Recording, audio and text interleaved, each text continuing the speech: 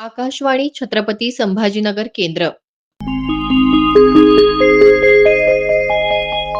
ध्वनी चित्र.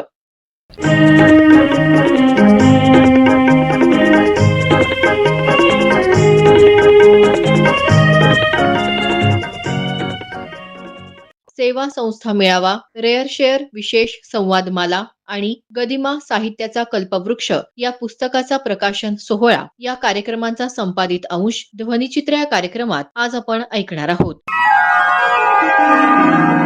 छत्रपती संभाजीनगर इथं ग्रामायण प्रतिष्ठानच्या वतीनं सेवा संस्था मेळावा नुकताच घेण्यात आला. यावेळी सावित्रीबाई फुले संस्थेचे सचिव डॉक्टर प्रसन्न पाटील, डॉक्टर दिवाकर कुलकर्णी, प्राचार्य डॉक्टर PM शहापूरकर यांनी मार्गदर्शन केलं. डॉक्टर प्रसन्न पाटील यांच्या भाषणातला हा संपादित अंश. सेवा आणि विकास याच्यासाठी इतरांच्यासाठी काम करणं ही संकल्पना भारताला नवीन नाही, पण प्रत्यक्षात बुडते हे जग देखवना डोळा म्हणून कळवळा अशा पद्धतीने कामाची सुरुवात होत असते. कळवळ्यातून सुरुवात होते, मग नंतर तुम्ही काम पुढे नेत असता आणि मग अनेक लोक जोडले जातात. काम पुढे नेण्याच्या दृष्टीने लोकांच्या अपेक्षा असतात. एक काम यशस्वी केलं दुसरं करायचं आणि मग तिथनं एक संस्था रचना आपल्याला करायला लागते आणि अशा पद्धतीने या सेवा संस्थांची बऱ्याच वेळेला अशीच सुरुवात ही सेवा संस्थांची होत असते. अनौपचारिकतेपासून औपचारिक संरचनेपर्यंत ही सगळी सुरुवात होत असते. भारतामध्ये 33 lakh not for profit organisations आहेत, NPOs आहेत, किंवा ज्याला आता RNPO रजिस्टर्ड NPOs असं म्हणतात.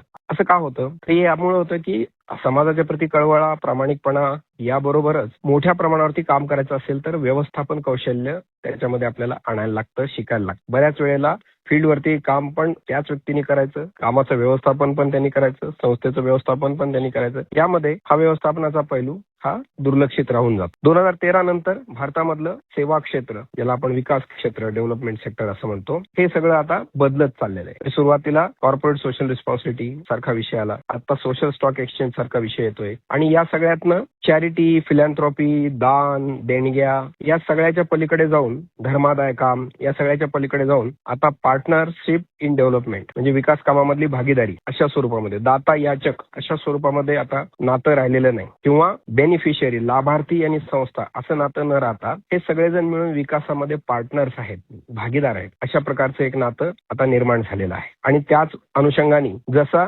रिटर्न्स ऑन इन्व्हेस्टमेंट गुंतवणुकीवरती परतावा अशी संकल्पना असते, तशीच सामाजिक कामाला मदत करणाऱ्या लोकांनी ही संकल्पना पुढे आणलेली आहे की सोशल रिटर्न्स ऑन इन्व्हेस्टमेंट आता किती आहे, सामाजिक जे बदलाव आहे, परिवर्तन आहे, ते आपल्या कामातून किती झालेलं आहे आणि जी काही गुंतवणूक करायची आहे म्हणजे जी काही देणगी द्यायची आहे, जे काही मदत करायची आहे, ती या रिटर्न्सची जोडली गेलेली आहे. म्हणजे तुमच्या कामातून जे सामाजिक बदलाव निर्माण झालेले आहेत या परिवर्तनाशी ते जोडलं गेलेलं आहे. म्हणून इथून पुढे सेवा संस्थांनी सामाजिक बदल आपल्या कामातून झालेले हे मोजण्याची यंत्रणा शिकून घेणं आवश्यक आहे. कारण व्यवस्थापनाच्या विषयामध्ये जर आपण बघितलं असेल तर सेवा संस्थांनी करायचं काम किंवा सेवा संस्था जे काम करतात त्याच्यामध्ये हे व्यावसायिक लोक येणं हा देखील एक मोठ्या प्रमाणावरती आता ट्रेंड आपल्याला दिसतो आहे. या विषयाचे तज्ज्ञ निर्माण होऊन ते येत आहेत. स्वाभाविकच ते आपल्या आपल्या पद्धतीने तज्ज्ञ पद्धतीने कामाकडे बघतात, संशोधनात्मक पद्धतीने बघतात. अनौपचारिकता हा दुसरा भाग असतो कामातला, पण याच्या पलीकडे जाऊन संसाधनांचं नीट व्यवस्थापन करणं आणि आपल्या परिणामापर्यंत आपल्या सगळ्या कामाला घेऊन जाणं आणि भागीदारी स्वरूपामध्ये काम पुढे नेणं हे स्वयंसेवी संस्थांनी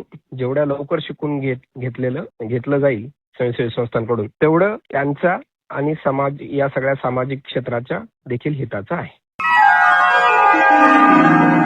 औरंगाबाद मॅनेजमेंट असोसिएशन AMA यांच्या वतीनं रेअर शेअर हा कार्यक्रम छत्रपती संभाजीनगर इथं नुकताच घेण्यात आला. यावेळी ज्येष्ठ उद्योजक, नॅचरल शुगर अँड अलाइड इंडस्ट्रीजचे अध्यक्ष तथा व्यवस्थापकीय संचालक BB थोंबरे यांनी उद्योग विश्वातील यशामागील संघर्ष, अपयश, धाडसी निर्णय याबाबत उद्योजक तसंच विद्यार्थ्यांना मार्गदर्शन केलं. ते म्हणाले, मनामध्ये कायमचं स्वप्न होतं की आपण काहीतरी आगळं वेगळं करावं. त्याच्यामध्ये नंतरच एक प्रसंग मुद्दाम आपल्याला सांगतो.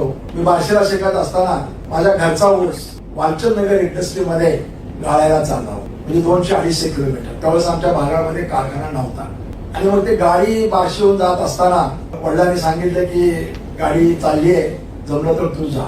आणि मग गाडीवर त्या ड्रायव्हरच्या टापावर बसून बार्शीहून मी वालचंदनगरला गेलो आणि मग वालचंदनगरचा तो प्रायव्हेट कारखाना पाहिला आणि त्यावेळेस एक स्वप्न मनामध्ये बाळगलं की एक दिवस मी सुद्धा असा साखर कारखान्यामध्ये मॅनेजर होईल. कारखाना काढेल हे स्वप्न कधी पडलंच नाही, कारण स्वप्न बघण्यासारखी सुद्धा अवस्था नव्हती. आणि बीकॉम ची परीक्षा झाल्यानंतर मॅनेजमेंट त्यावेळेस MBA वगैरे फार रेअर होतं आणि म्हणून मी त्या परिस्थितीमध्ये अहमदाबादच्या IIM मध्ये मी रिटर्न टेस्ट मध्ये पास झालो. परंतु म्हणजे आपल्याला सांगायला मला हरकत नाही की बीकॉम होईपर्यंत माझा युनिफॉर्म हे विजार आणि शर्ट आणि डोक्यावर टोपी होती. पहिल्यांदा अहमदाबादच्या मुलाखतीला जायचं म्हटल्यानंतर मला मित्राने सांगितलं, अरे म्हणे अशा विषय गेलो तुला कोण तिथं मुलाखत सुद्धा तुझी घ्यायची नाही. पण पहिल्यांदा पॅन्ट शोधली आणि अहमदाबादला गेलो. परंतु इंग्रजीचं प्रभुत्व नव्हतं आणि त्यामुळं मला काही ओव्हरऑल मध्ये मी पास नाही झालो. परंतु त्यानंतर मला कोल्हापूरच्या MBA मध्ये प्रवेश मिळाला. 2 वर्ष MBA झालो. परंतु एक स्वप्न होतं की काहीतरी आगळं वेगळं करायचं. परंतु पोटाची प्रचंड मोठी समस्या, कुटुंबाची समस्या, घरामध्ये मी मोठा होतो, 3 भाऊ 4 बहिणी आणि मग या कुटुंबाच्या जबाबदाऱ्या आणि म्हणून त्या MBA ला एक प्रोजेक्ट रिपोर्ट करावा लागायचा. तर त्या ह्याच्यामध्ये मी एक मिनी शुगर प्लॅनचा प्रोजेक्ट केला. माझ्या डोक्यात बसलं होतं की नाही आपल्या भागामध्ये आपल्या मातीमध्ये काय आपण करू शकतो ही एक उर्मी अगदी लहानपणापासून होती. मी मात्र त्या एक छोट्या खानसर युनिटमध्ये प्रोजेक्ट रिपोर्ट केला आणि निकाल लागायच्या अगोदरच कॅम्पस इंटरव्ह्यू मध्ये मला हिंदुस्थान पेट्रोलियम मध्ये एक मॅनेजमेंट ट्रेनिंग म्हणून ऑफर आली. 1 वर्ष हिंदुस्थान पेट्रोलियम मध्ये केलं. त्यावेळेस जस्ट 76चा भाग होता. एक हिंदुस्थान पेट्रोलियम एसओ अमेरिकन कंपनीचं कन्व्हर्शन झालं होतं. ते सगळं इंटरनॅशनल कल्चर वगैरे ते काही मला फारसं भावलं नाही आणि मग माझा मॅनेजमेंट ट्रेनिंगचा पिरियड संपल्यानंतर माझी कलकत्त्याला ट्रान्सफर झाली. घरची अशी सगळी अवस्था आणि अशा अवस्थेमध्ये काही आपण जाऊ शकत नाही आणि म्हणून मी ठरवलं की आता ही नोकरी सोडायची आणि आपल्या गावाजवळ कुठेतरी नोकरी बघू. आम्ही जो काही कारखाना नेटच 1976 ला सुरुवात झाला होता. तिथल्या एक मॅनेजिंग डायरेक्टरना भेटलो. त्यांना सांगितलं असं असं आहे. त्यांनी पहिल्यांदा मला मूर्खात काढला आणि म्हणजे हिंदुस्थान पेट्रोलियम सारखी शासनाची नोकरी सोडून तू अशा कॉर्पोरेट मध्ये कशाला येतोस तू. तर मग त्यांना मी घरची अडचण सांगितली आणि मग त्या ठिकाणी मी अकाउंटंट म्हणून जॉईन झालो आणि that was the first turning point in my life. त्या ठिकाणी खऱ्या अर्थानं माझा अपेक्षित किंवा माझ्या जे स्वप्नपूर्ती करण्यासाठीचा पहिला टर्निंग पॉइंट मला त्या ठिकाणी मिळाला. एक 3 वर्ष मी त्या ठिकाणी accountant, deputy chief accounts officer आणि असं करत 25 वर्ष मी साखर उद्योगामध्ये मॅनेजिंग डायरेक्टर म्हणून काम केलं. त्यामध्ये बऱ्याच नेत्यांच्या बरोबर काम करण्याची संधी मिळाली. त्यामध्ये शिवराज पाटील चाकोरकरांचा जे जेवण असेल, शंकरराव चव्हाणांच्या जावयांनी गोदावरी मनार म्हणून नांदेडला कारखाना काढला, त्याची उभारणी करता आली. त्यानंतर विलासरावजींच्या बरोबर मात्र 15 वर्ष मांजरा साखर कारखान्याची उभारणी आणि त्याच्या पूर्ण डेव्हलपमेंटमध्ये त्याच्यात माझा सहभाग राहिला. 97 ला गोपीनाथ मुंडेंनी 13 दिवसाच्या BJP सरकारमधून लायसन्स मिळवलं आणि त्यांनी मला उचलून नेलं आणि त्यांनी सांगितले की आता माझा कारखाना उभा करून आणि मग तो वैद्यनाथ कारखान्याची उभारणी झाली. आणि दुसरा एक टर्निंग पॉइंट पुन्हा माझ्या आयुष्यामध्ये आला. तो म्हणजे 1998 साली अटल बिहारी वाजपेयी सरकारनं साखर उद्योगाचं डिलायसन्सिंग केलं. साधारणपणे महाराष्ट्रामध्ये 1960 नंतर एकही प्रायव्हेट कारखान्याला परवानगी दिल्या गेल्या नाही आणि जे प्रायव्हेट कारखाने होते, वालचंद नगरचा होता, लोहियांचा होता, श्रीरामपूरचा वगैरे, ते सगळे कारखाने बंद झाले आणि त्याचं सहकारीकरण करण्यात आलं आणि त्यामुळे 40 वर्ष हा साखर उद्योगामध्ये प्रायव्हेट सेक्टरला एंट्री महाराष्ट्रामध्ये नव्हती आणि मग त्यामुळं इथं जे साखर कारखाने व्हायचे तो आमदार असला पाहिजे, खासदार असला पाहिजे किंवा मंत्री असेल, कारण ह्याला स्टेट गव्हर्नमेंटचे रिकमेंडेशन, सेंट्रल गव्हर्नमेंटचे लायसन्स वगैरे ह्या सगळ्या प्रक्रिया होत्या. आणि त्यानंतर 98 ला पहिल्यांदा डिलायसन्सिंग झालं. मला वाटतं तारीख पण आठवते मला, 31 ऑगस्टला इकॉनॉमिक टाइम्स मध्ये ते नोटिफिकेशन आलं आणि 7 सप्टेंबरला मी 1,000 रुपये फी भरून IIM साठी अर्ज केला आणि महाराष्ट्रातलं पहिलं खासगी साखर कारखान्याचं IIM मला मिळालं. प्रगतीशील ज्येष्ठ नागरिक सेवाभावी संस्थेच्या वतीनं रंगकर्मी आणि लेखक भरत कुलकर्णी लिखित गदिमा साहित्याचा कल्पवृक्ष या पुस्तकाचं प्रकाशन गदिमांचे सुपुत्र आनंद माडगुळकर यांच्या हस्ते करण्यात आलं.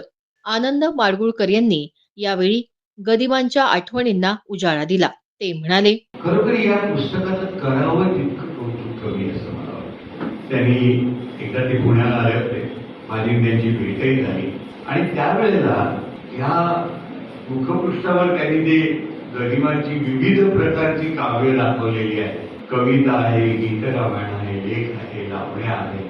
तर ह्या सगळ्यांचा एक सुंदर असा मेळ रंगमंचावर घडवून आणणं ही खरोखर अवघड गोष्ट होती. आणि त्याने ती लिलायला साध्य केली आहे. हे संपूर्ण संहिता जर आपण वाचली तर त्यातली प्रसंगांची जी निवड आहे ती अतिशय सूचकतेने केलेली आहे, की ज्यातून गरिबांचे वेगवेगळे पैलू आपल्या लक्षात येतात. गरिबांचं एक प्रकारचं जीवन तत्वज्ञान जे त्यांच्यात घडत गेलं हे आपल्या लक्षात येतं. आणि त्यामुळे हे पुस्तक नुसतंच वाचनीय नव्हे तर सादरीकरणालाही अत्यंत उत्तम आहे.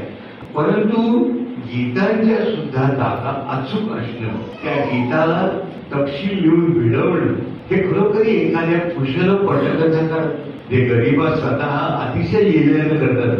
आणि आपल्याला सरळ सांगायचं तर संहिता लिहिता लिहिता लिहिता गीताच्या सिच्युएशनवर ते आले ते गाणे लिहतात. निदान गाणं संपूर्ण नाही तरी गाण्याचं ध्रुपद तरी ते डेफिनेटली लिहून टाकत असत. आणि आता वैष्णवीताई म्हणाल्या की तुम्हाला आपल्याला सांगतो की अनेक हिंदी चित्रपटांमधली गाणी सुद्धा त्यांनी परत उदाहरणार्थ आपण तुफान और दिया चित्रपटातलं मंदाडेने गायलेलं गाणं ऐकलं असेल. निर्बल से लढाई बलवान की ही कहाणी है दिये की और तुफान की, तर कथा ही दिवा वादळाची हे गरिबांचं बूट आहे. त्यांनी अनेक हिंदी चित्रपट लिहिले. दो आंखें बारा हात त्यांनी लिहिलेलं.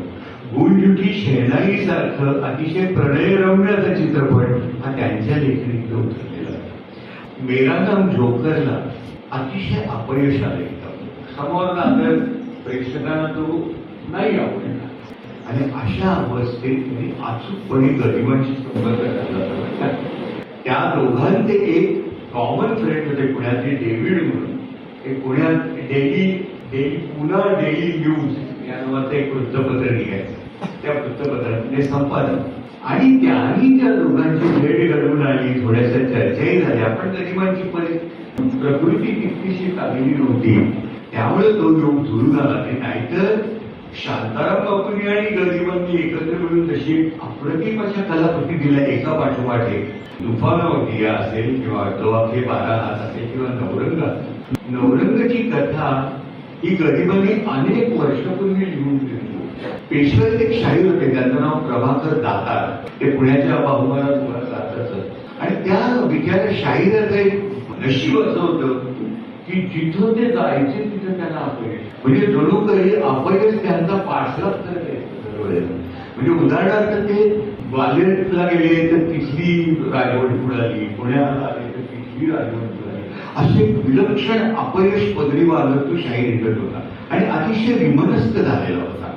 अशा त्या शाहिरावर गरिबांनी पडत. आणि ते राजकमलची सगळी मंडळी दो आंखें बारा हातच्या यशानंतर पुढे आता काय करायचं असा विचार करण्याकरता दक्षिणेच्या सहलीला निघाले. म्हणजे शांताराम बापू स्वतः, संध्या शांताराम, नंतर त्या चित्रपटाचे कला दिग्दर्शक करू देसाई, संगीत दिग्दर्शक वसंत देसाई आणि ही सगळी मंडळी, शांताराम बापू स्वतः आणि सगळी मंडळी बोलत असताना नकळत पुढच्या चित्रपटाची कथा काय असावी याबद्दल त्यांची चर्चा चालत.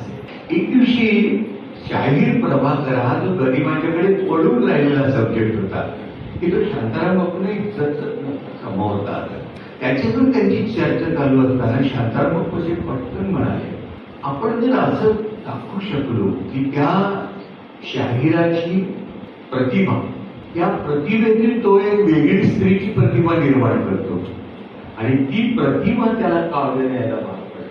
आणि त्याच्या बायकोचा असा गैरसमज होतो की ती साधी सुधी बाई असते की आपला नवरा कुठल्या तरी दुसऱ्या बाईच्या प्रेमात पडलेला आहे. आणि त्यातून एक विलक्षण गंमत अशी निर्माण होती की शेवटी त्यांच्या पत्नीला हे कळेपर्यंत ही त्याची प्रेयसी म्हणजे त्याची प्रतिभा आहे आणि ती प्रतिभा म्हणजे तिथंच रूप आहे. असा एक धागा सापडल्याबरोबर ते इतके खुश झाले सगळेजण आणि त्याचाच परिणाम म्हणजे नवरंगाचं चित्रपट. ध्वनी चित्राचा हा कार्यक्रम आकाशवाणी छत्रपती संभाजीनगर केंद्राच्या प्रादेशिक वृत्त विभागाने सादर केला. सादरकर्ते समरजित ठाकूर, निर्मिती सहाय्य धनंजय ब्रह्मपूरकर.